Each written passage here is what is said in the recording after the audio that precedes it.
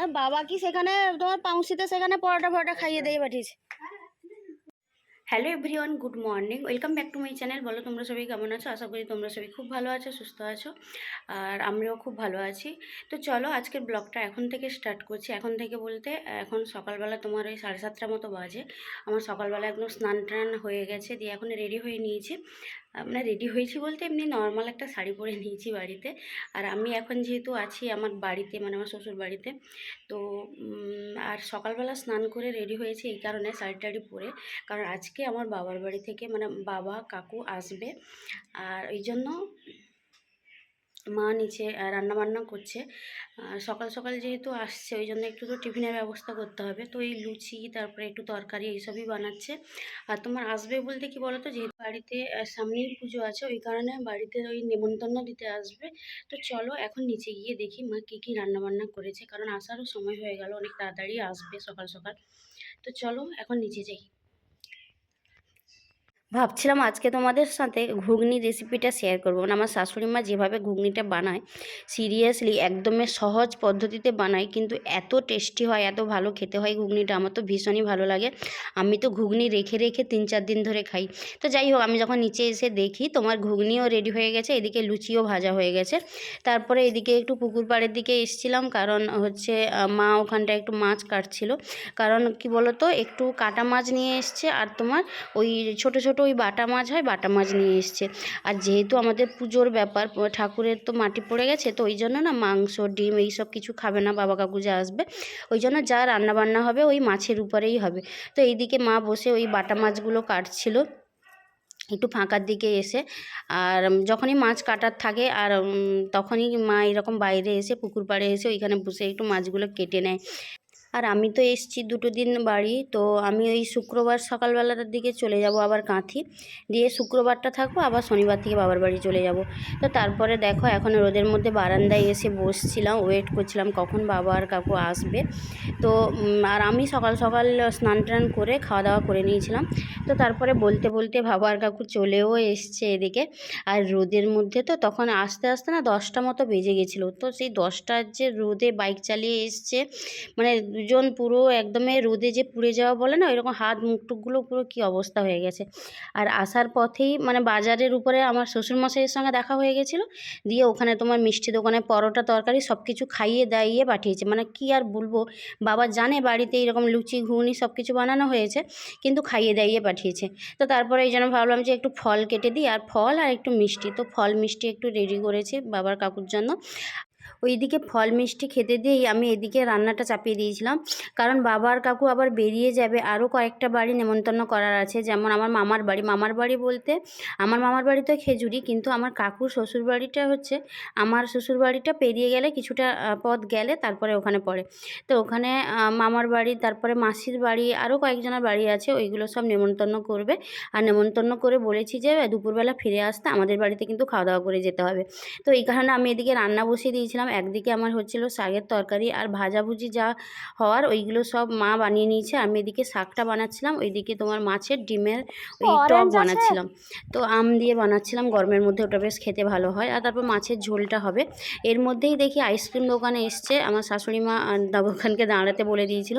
আমি এসে মোটামুটি এখানে দেখলাম, আর এটা দেখলাম যে কুলফি বলে একটা কোম্পানি, তো তারই আইসক্রিম। তো এখানে অনেক কিছুই জিজ্ঞেস করলাম, আমার অ্যাকচুয়ালি না এই গরমের মধ্যে একটু ম্যাঙ্গো ফ্লেভার বা অরেঞ্জ ফ্লেভার ওইগুলো বেশ খেতে ভালো লাগে। তো জিজ্ঞেস করলাম, বললো যে না ওই ম্যাঙ্গোর ওই রকম কোনো স্টিক হবে না। তো ওখান থেকে আমি নিয়ে নিয়েছিলাম তোমার ওই রাবড়ি, আর আমার একটা, আমার শাশুড়ি মায়ের একটা, কারণ শ্বশুরমশাই ছিল, কিন্তু বাবা তো খাবে না ঠান্ডায়, বাবা খুব একটা ঠান্ডা ঠান্ডা খায় না। দুটো নিয়েছিলাম, তারপরে আমি আবার একটা অরেঞ্জ নিয়েছিলাম। তো যাই হোক, এখন ওই আইসক্রিম খেতে খেতে যাই রান্না করতে। এই গরমের মধ্যে সারাদিনে যদি 2-1টা আইসক্রিম খাওয়া যায় না, সত্যি বেশ ভালো লাগে।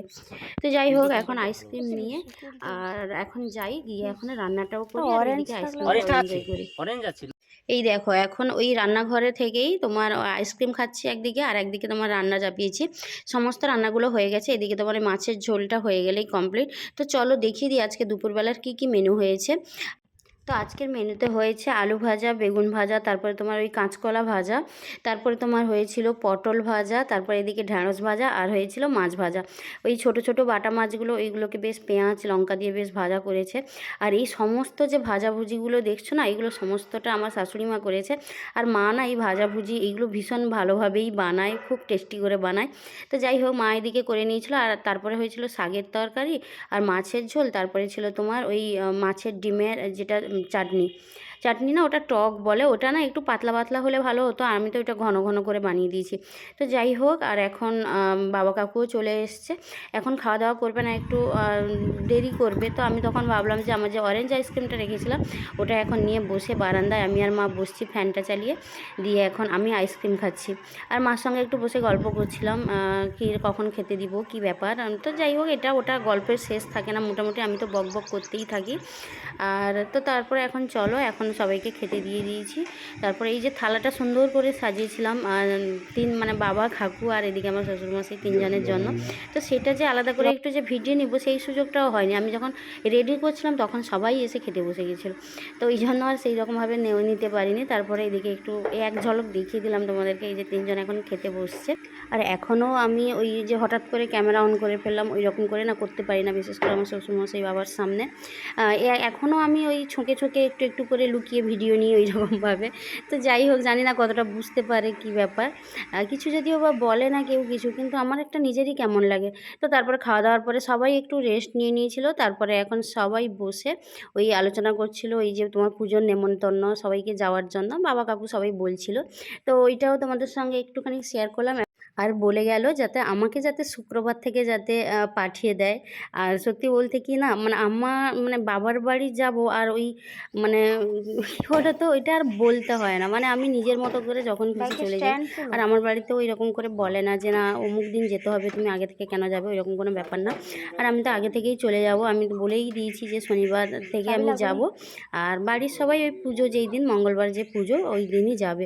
তো যাই হোক, এখন ওই বাবা আর কাকু এখন বেরিয়ে যাচ্ছে, কারণ আরও অনেক বাড়ি নেমন্তন্ন করার আছে।